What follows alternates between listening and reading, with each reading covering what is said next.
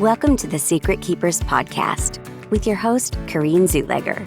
Join us as we uncover the hidden thoughts, stories, and moments that help bring light to the healing power of truth and examine how silence can affect us mentally, physically, and spiritually. We'll also share profound stories, interviews, and transformative narratives to help release ourselves from the hidden and step into healing towards inner peace, joy, and fulfillment. Now, here's your healing strategist and host, Corrine.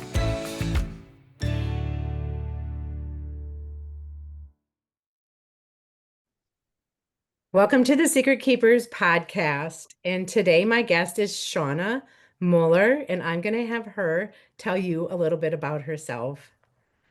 Awesome. Yeah, so at 20 weeks pregnant, my water broke with our son during the pandemic. And essentially, our family was told that we should expect a funeral or both of us could die. And I continued to stay pregnant for 13 weeks without amniotic fluid. Our son did not have any amniotic fluid at the time. I was separated from my husband. Uh, he was at stay-at-home orders, and I was in the hospital on bed rest. And our story went viral, and it entered the living rooms of so many people around the world. And I got to really look inward and see what was there for me and how we created this experience and how we were gifted it as well. And um, through that experience, so much has come forth to support me in the healing journey I just went through with a holistic and integrative healing journey with a very rare form of breast cancer sarcoma.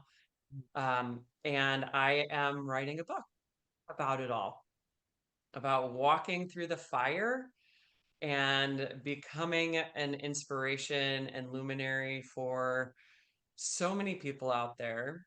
And um, I'm also a coach, teacher, cancer thriver, and soon to be author of a forthcoming book that I am. It's been a joy to work on. And it's I've also been working on that alongside of coaching. I'm a spiritually led empowerment coach for women, a teacher, mother, loving wife, and Yeah. it's been a big, beautiful life. Indeed, I have followed it all. Yes, you have I have followed it all. And been with us.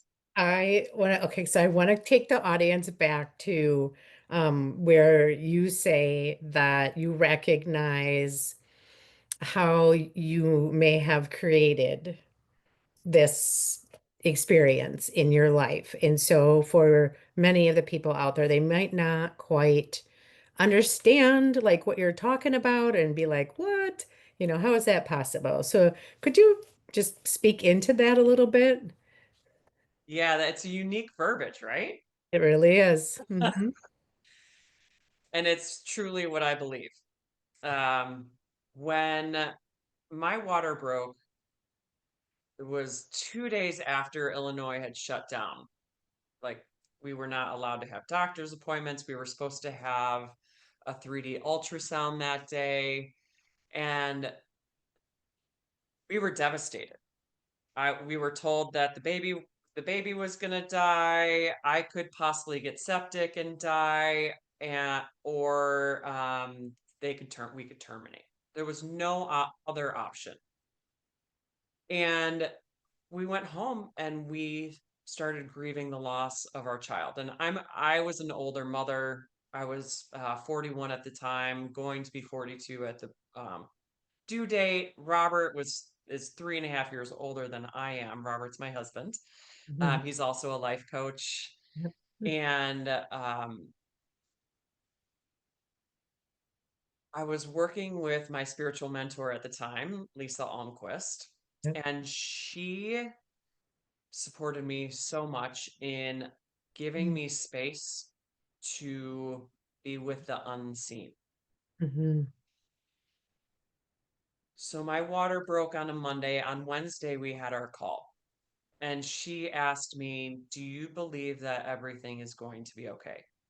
I mean, we were in the throes of devastation. We had posted on our socials. We're very open on our Yeah. socials. We're a Yeah. very open couple. We're relationship coaches as well together. And in in that moment of her asking me that question, do you believe everything is okay? It was almost like every scenario flashed before my eyes. And I had a knowing drop into me Okay. that said, everything is going to be okay. And I get chills all the time thinking about this. And when I say that I created this experience and it was gifted to us, it's both. Right. And Forrest also had a part, like a beautiful piece to play. So it's Mhm. not just those two little things. It's much more. There's so much more. But anytime I went to the place of fear, anytime there was something physical that happened that was really scary, and I had a lot of scary moments during that time. So many that I go through all of them in detail in the book. Anytime that happened, I went back to that knowing and I chose to live into that knowing that everything was going to be okay. Mhm. Instead of living in the fear constantly, which is, I could have been completely anxious for the 13 weeks that I stayed pregnant. I was in a hospital room. I couldn't leave by myself. I Yeah. couldn't leave the room except to go get an ultrasound every Monday.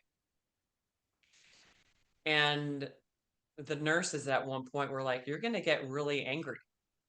You're going to get really mad at us. And I was like, no, I'm not. Mhm. I'm not. And I never did because I continued to live into that knowing. Now, were there scary moments? You bet.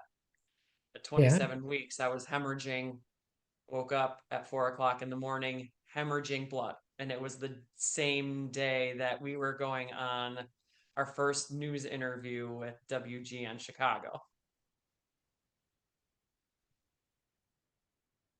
I was scared out of my mind. But even amongst the fear, I was able to continue to ground myself in the knowing that everything was going to be okay. I didn't have to lean on faith because the knowing was already there. Does that make sense? Oh, well, it does to me because as someone that leads with that, right? It's what you get a knowing. First, I know it, and then I feel it. So it's like Right. so I totally understand, and I get goosebumps every time you talk about it because I remember having, like it's not like we're the best of friends, but I'm familiar with you, and I Oh, remember yeah. like sitting with it and like I knew he was going to be okay. And I had that knowing in me. I'm like, no, nope, he's going to be okay. And I don't, even my husband would be like, well, how do you know? And I'm like, I don't know how to explain it. I can't tell you, but I know I have this peace about me and he's going to be okay. Like, I don't know. I don't know how I know, but I Wow. get it. So I do Thank you for understand sharing it. that. Yeah, it just was like I would get in every time I say it, I get a goosebump that goes through me. So it's like, oh, okay, yeah, it's got to be accurate because I'm getting the confirmation goosies about it. Um, so you take that, you're going through this, and the end result obviously is you have a beautiful baby boy who made it, and quite miraculously by the power of your intent. I'm going to say that, right? Because the power of your intent was you had a knowing that everything was going to be okay. And by Yeah. having that be your focus instead of all the other things that could have been your focus. Your intent was, he's going to be okay. You delivered him at how many weeks? 32 weeks and 5 days. A beautiful, perfectly healthy baby boy. And we could totally go into the whole story of it all, but we're not because y'all are going to buy her book when it comes out. Because if you want to know all the details, you got to buy the book. Yes, please. It's Yes. going to give hope to so many people, especially the families that are going through the unthinkable.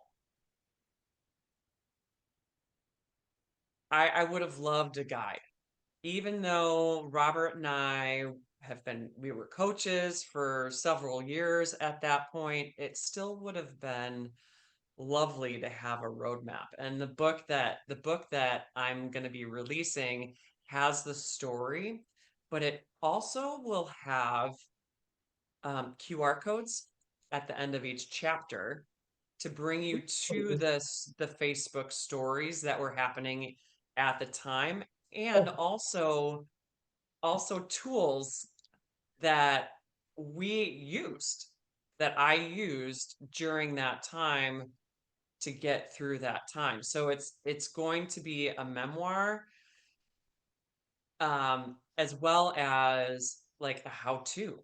a So it's learning. considered like a prescriptive memoir. So it's going to be an interactive experience that will support you in immersing yourself into the story, even if you haven't been a part of the story. Like Corrine, you've been with us On the journey. It's been on amazing. the journeys, for years. I think we've Mhm. known each other for like 7 years, something. Yeah, yeah, yeah. Um, and yeah, so it's gonna be a good one. I love that. I mean, I have never heard of it, like a book having QR codes to lead you to different places throughout the chapters. I mean, at the end of it, yes, but not in the middle.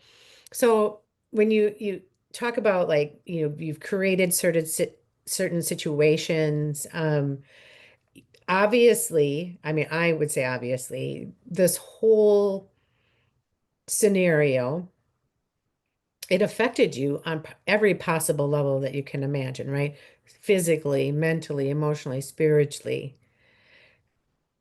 Would you say there was one that was more prevalent in all of those four? Uh, as far as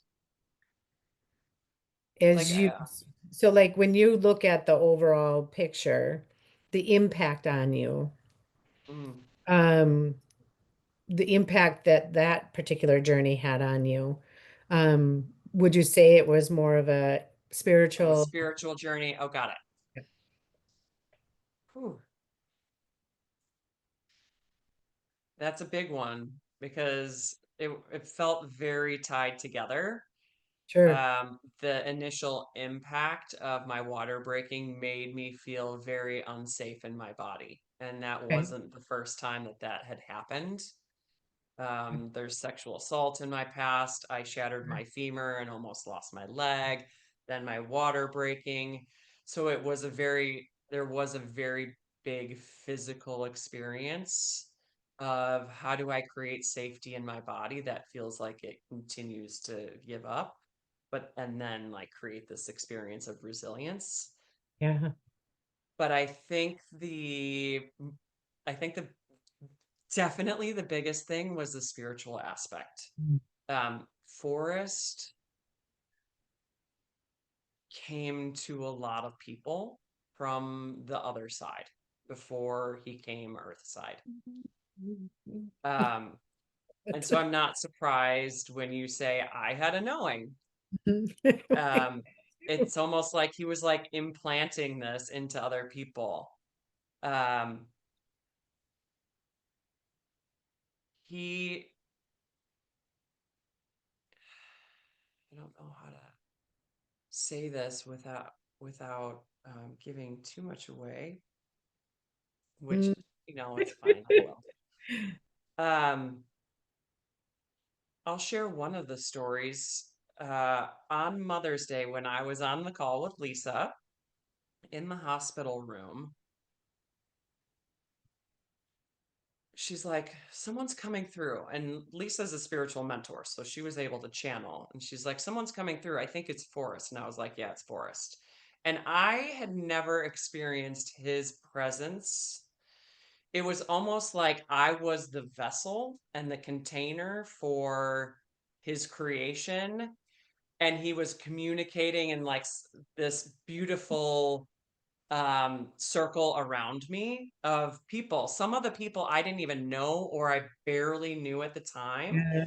who started being like, hey, Forrest is coming to me. And they would all use the same verbiage.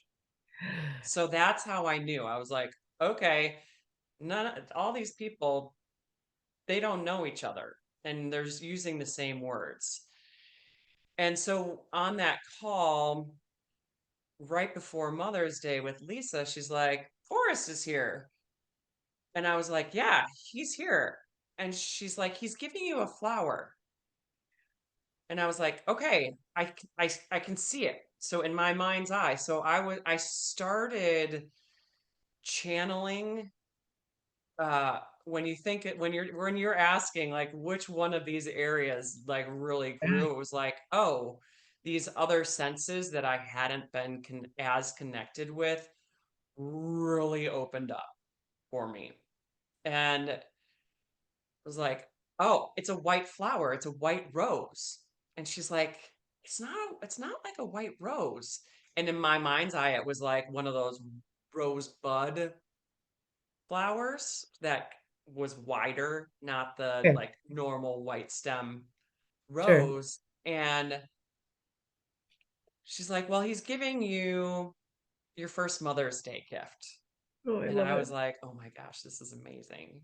Thank Yeah. you. Just felt so honored. Fast forward, that was what, May. Fast forward into June after he's born, and my colleague had sent a white rosebud bush, and it was sitting on the stoop of our house, and it was the same exact flower that I had seen in my vision. Oh, I love that. Forrest was in the NICU. He was already born. He was earthside, but this a lot of this spiritual stuff we never shared on our socials. Yeah. We never did. Right. And um that was the only time that I got to connect with him specifically, when I was in the hospital while other people were continuing to communicate with us. I just it literally does leave me speechless, and not much does that, just so you know. I It's feel weird to look so back and humbled. be like, this actually happened. I can't believe it. I, and I just remember like the whole thing unfolding, and there's so much to it, and so people, when the book is released, you have to go and get it, because the story is just so, it's so beautiful how everything unfolded, and the way people rallied around you guys, um, all the love and support, and to me it was such a beautiful example of how, when we channel our energy as a collective into the positive, how the good things can happen Yeah. with that. And Yeah, there's this quantum theory called entanglement yes, yes, that has that exact thing. Yes, that's one of the reasons why we said yes to the global media presence that had our story go viral, because we really believed that there was a beautiful energy exchange of us sharing our story of hope, and in return we would get these beautiful prayers and love and light and knowings like what you had. You're like, yeah. I know this is, and that your energy felt like it was beaming right into my womb. It's so amazing. I just And that's what I got to do every day, was receive that. Yes, I love it. And my like my whole body is just like a giant chill. I'm like every time it's like you speak and something is moving through me and it's just again that, that confirmation that yes, this is real and these things do happen. And you know, trials, tribulations, right? Grief, trauma, the human experience. That's what we're here for. We're here, we're Yeah. experiencing it. um, you have learned throughout not just this with Forest, but then what came after Forest, Yeah.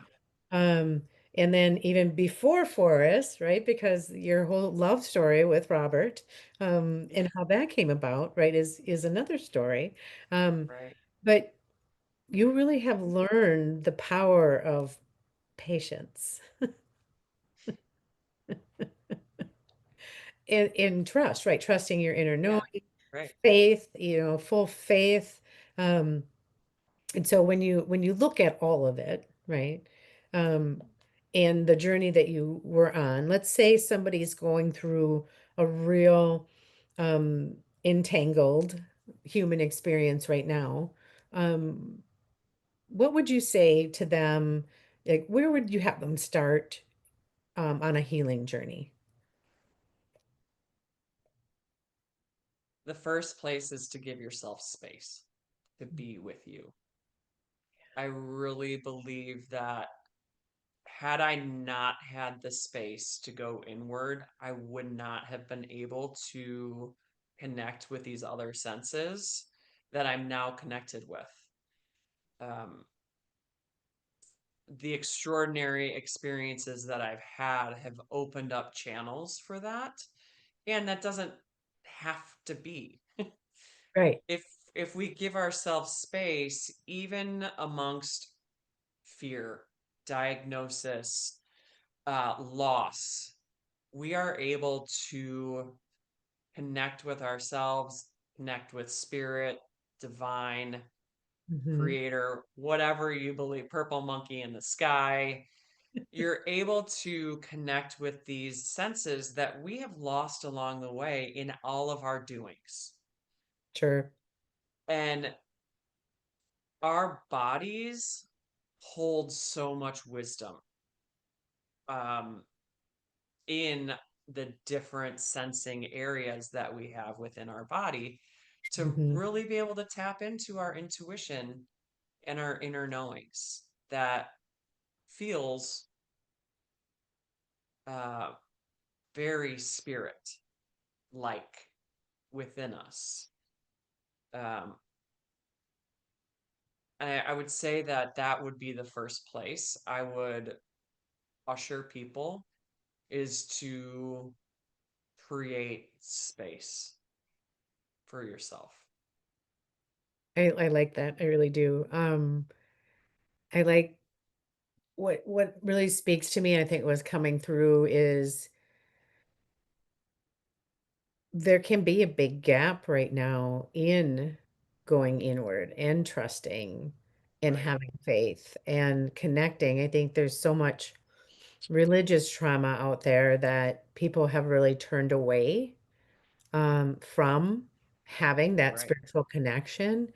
And it's a big missing piece for people because It is. we have to know that we are part of something greater, um, in part of a whole, right? I mean, every single one of us, we're like interconnected. And so it's so important for people to take a look, go inward, give yourself that time and space. I think there can be like kind of a competitive atmosphere out there where it's got to, be this fast. And I know before the podcast started, we're talking about how, as coaches, as people in the healing space, there can be some facades put on in that maybe you don't have crap in your life. Maybe, that somehow you are walking around in this noble, you know, I don't know, I get this like regalness that's, going on that you never have anything that goes wrong because you are a coach on whatever field it is.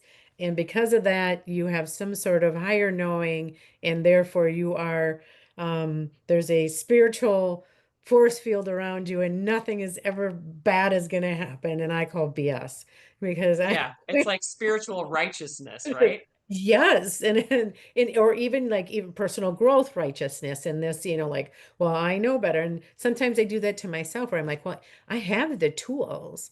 But even when I have the tools, sometimes I can find myself in a spiral and something else is taking over. And it's God like, forbid you be a human. and that's just it, right? I'm totally being human. Um, but there can be that like impeccable standard that Yeah, we want to hold ourselves to. And that can almost be to a personal detriment, right? Because we right. still need to be able to be real and say, Exactly. and reach out to somebody else and say, hey, you know what? It hit the fan today. Do you have space to listen? Yep. Because and I think it's important, right, that people know that even though you've been trained to the gills, right? And you have Right. all the tools in the planet, sometimes you have moments of vulnerability. Would you say Right. that's fair? Oh, without a doubt. Yeah. Yes. As Yeah. long as you're falling forward, failing forward, and it's supporting you to create what's next, great. Do it. Yeah. Lean in. Moving your feet, right? Keep moving your feet forward. Yeah. Well, John Maxwell talks about that, right? Is you fail when you Yeah. stop moving, right? And it's all about continuing to move forward. So, okay. So we Well, have, can I address something really quickly yeah, that you absolutely. spoke to Yeah. that I also think is a good first step is so before I started my coaching journey, I was atheist, borderline agnostic in 2018. Okay. So for those people who are like, oh, she has these gifts of knowing, and there were other gifts that I have experienced. I've experienced seeing, knowing, sensing, hearing. These gifts were not available to me in 2018 when I had my walls put up to spirit because I had some of that. I don't relate to religion, so I didn't know where to go. I felt like I was chasing something that I couldn't name. And so when people are in their healing space and you talk about like first steps, it's allowing spirit in if that feels aligned. If it feels aligned. And that could look like just having a conversation like this is interesting to me with your guides, creating an altar. Um, and so there's you're creating space not only to connect with your intuition, but also the unseen that is around us as well. Mhm. So I think we rely really heavily on our five senses, and we don't allow ourselves to tap into the inner parts, right? Our will, our imagination, our intuition. When we can tap into those sort of things, then we really see the needle move. But that's a yeah, whole other show. it is. We'll talk about that We on we another could time. probably talk forever together. But okay, so we have a beautiful baby boy, and life is moving along, and it's humming as best as it can hum with a newborn and a preemie Right, newborn at that, right? right. With And PTSD, postpartum anxiety, postpartum depression, both of us, Robert and I. Yeah. ah, yeah. Yeah. And then what? Um, things after about the year mark, things settled with our our traumas bouncing off each other. Mm, And then right after Forrest turned 3, I was diagnosed with a rare form of breast cancer and sarcoma in my breast. Um, I was originally diagnosed with triple negative breast cancer, which it was, but the material was very sarcoma-like, and we didn't find that out until months later after I had my mastectomy. So I got diagnosed September 6th of 2023, and my first oncology appointment, the doctor, based on the triple negative diagnosis, said you're going to need to do 6 months of the harshest chemo we have out there. You are going to need to do 20 some rounds of radiation, mastectomy, and then likely another 6 months of chemo. And in that doctor's appointment, and I'm getting chills. I sneezed earlier. That's a sign that spirit's with us as well for me. um, in that appointment, something was screaming at me, you cannot do chemo. And I was like, this is how you treat it. Like what's going on? Yeah.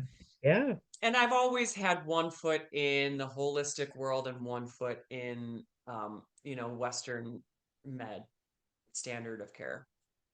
Um, and so on the ride home, I was sharing this with Robert about how I don't think I can do chemo. Something is telling me I can't, I shouldn't do chemo.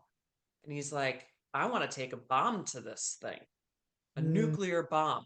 And I was like, the thing that came to me was, I want to love this out of me. And I don't know what that looks like right now. mm.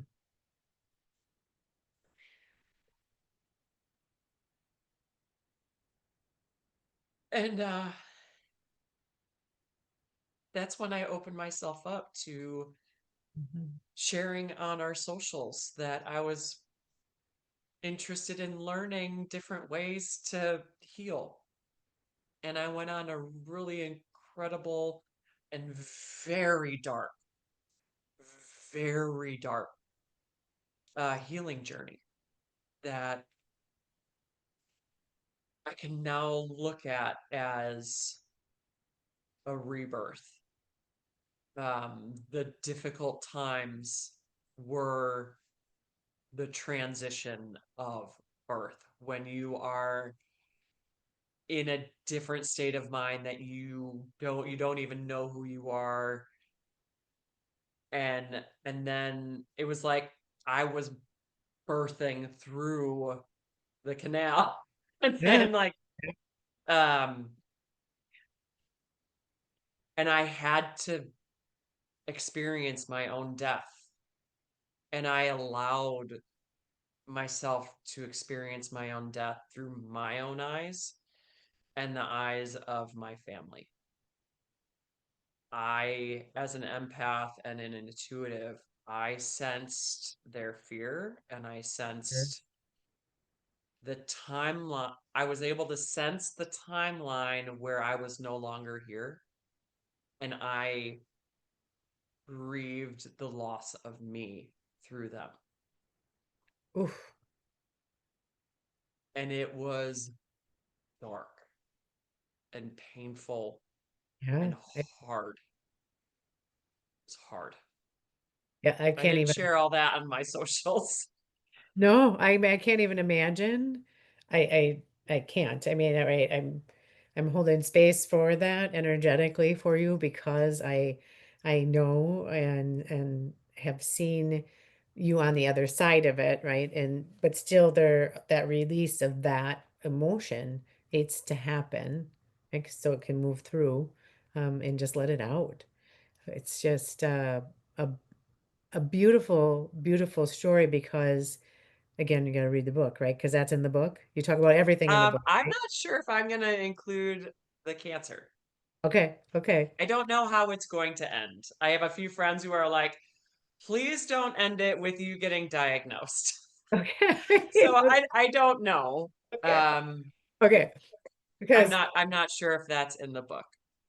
because I loved the journey that you took by listening to yourself, into your higher powers, because you really leaned into that and had faith, full faith in the direction that you were being led. I did underlying, but then the fear of having this child, this miracle baby, and then being like taken away from that child, that fear was so big. It was so big that I finally had to welcome it in. I Mm, couldn't push it away anymore. right. And then because I'm going to use the word transmute because that's the one that's coming to me right now, but you transmuted the fear Yeah. and you turned it into love. You made friends with it, if you will, and made peace with it.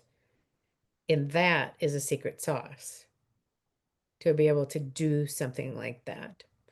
So if you have somebody out there in the audience right now that's listening and they are in something in their life that has them in this level of fear, um, what would be some words of wisdom that you could glean for them that maybe are, like for them to lean into? Fear has messages. It's Mm, just fear is like a 2-year-old who's coming to you and wants your attention. And the more you push that two-year-old away, the more they're gonna want to come back. Or like pushing a beach ball underwater, it's gonna keep coming back. mhm. Fear has messages if you are courageous enough to listen. And in welcoming the 2-year-old or the fear, you're able to love that child who is a part of you.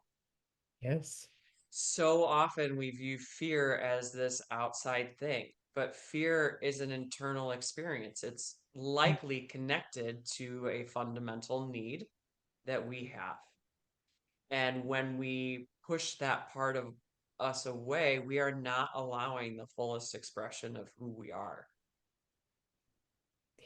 We are trying to suppress parts of us. And what I've learned about the emotional experience of cancer is that we need, there's so much emotional healing that can help with cancer. Um, there's so many different types of healing modalities that can help with cancer. Yes. Um, and um, when we invite fear in, almost as if we are having tea with it, just sit in a space and have a journal, have a pen, and maybe call in your guides for support and maybe create a ritual around it. I create rituals with literally everything now. Getting in the car, going on an airplane, tucking Forrest into bed, everything is a ritual. And you could create a ritual around connecting with fear and listening for its messages. And I recently just coached a terminal cancer patient this Mm. summer who just recently passed away. And I Oh, coached her on her fear of death and her fear of losing her life and her fear of not living her life. And it was a profound experience, especially being so soon out of my own journey. yeah. But my journey resonated with hers so much. And it took me a little bit of time to really lean into like, is this Mm. Is this right for me? Am I capable of this? And the answer was yes. Yeah. Um, and the amount of growth that she had in those few sessions was, it from my end, seemed completely life changing, so that she could go into the next phase of what her next treatments looked like and what death looked like for her. Whew. And a Yeah. lot of that was inviting fear in. Yeah. I just Was and I know this is probably like pretty heavy for a lot of people. Yes. Because it is, because it is a heavy conversation, right? Isn't it? It's like but death is inevitable. I mean, right? None of It's us is not getting going away. going away. Um, and then because I think every home has somebody that they lost to cancer, right? Um, but we have so much more power within us, in our cells, have so much more power within them than we ever could imagine.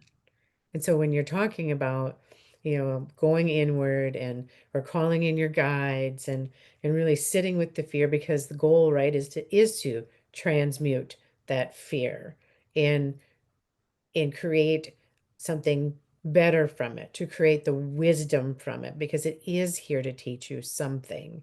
It is here for a purpose. And when we can acknowledge that, oh my goodness, we are getting a cameo appearance by none other than Forrest himself. And so that excites me.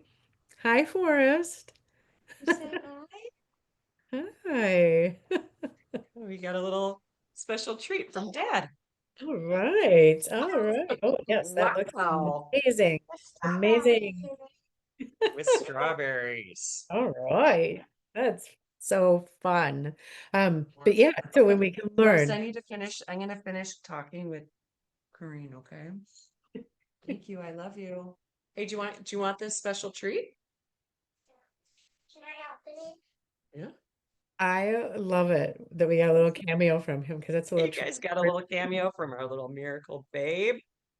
right, right. Okay, so with everything, I mean, because you've been through so much, and I know that it's hard to pick one golden nugget, but I know that there's wisdom out there, and you want to take, all of your life lessons and maybe give everybody I'm talking about, this is the solid gold brick. Maybe it's not a nugget, it's a solid gold brick, okay? And this is what you want to leave the audience with. What is it?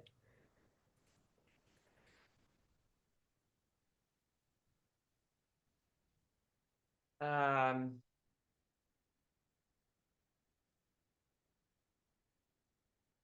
I think I've already shared it. I think uh, Not I think I know.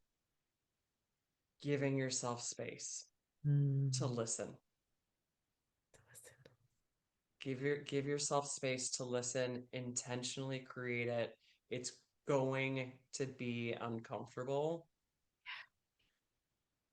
Because it's I going to be wake up, silent, right? I mean, yes. we don't get the TV on or a podcast on or music on.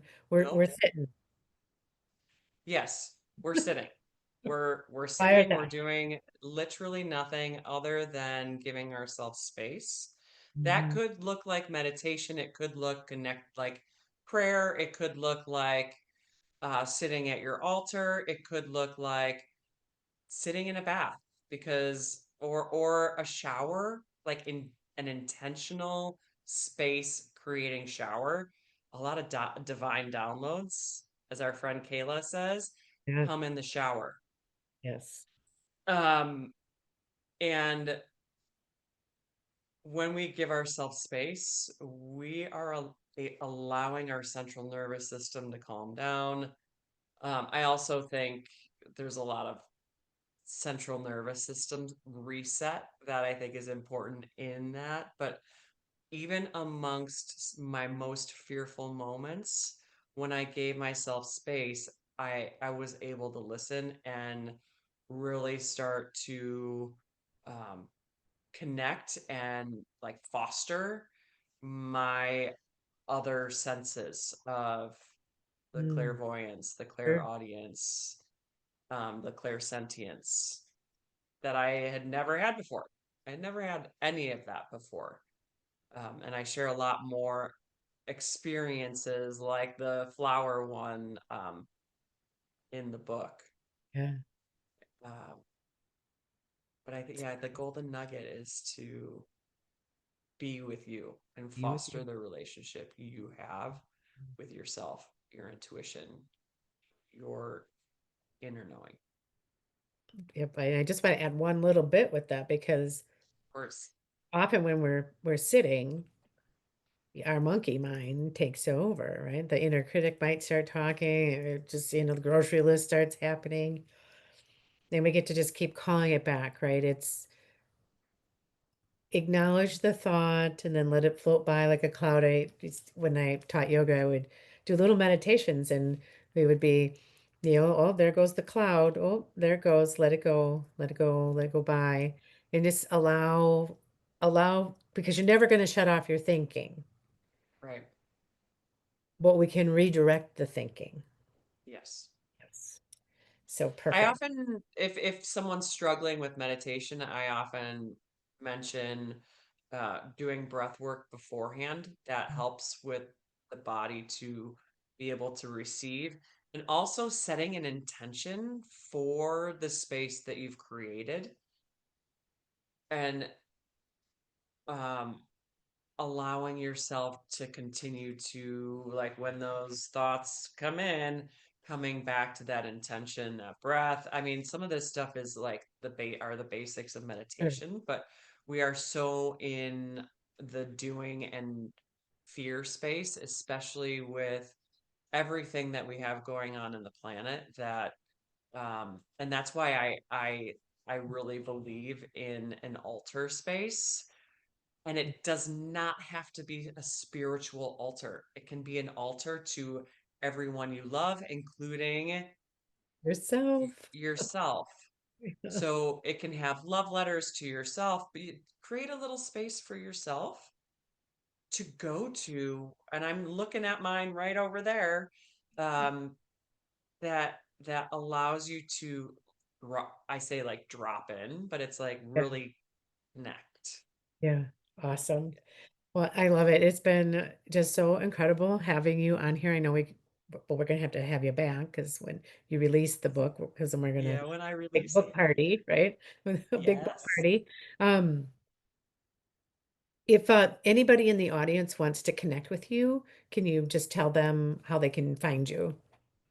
Yeah, I'm on socials at Shona Moeller, and I am creating I'm calling it a treehouse tribe, Mhm. for people to come in and support with spreading the news of the book.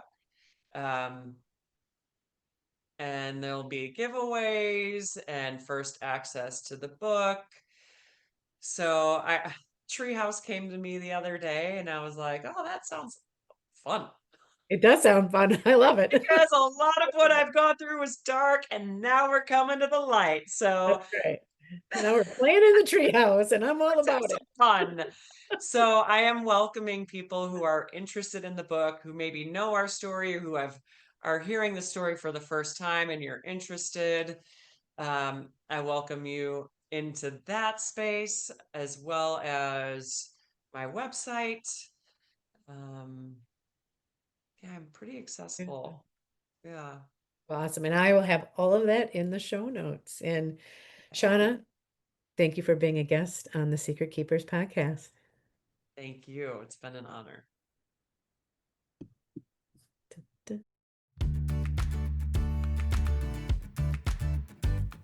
Thank you for joining the Secret Keepers podcast. If you found this episode helpful, please give us a like and follow so we can invite you back. And if you just want more, visit CorrineZuleger.com. Remember, you're not alone.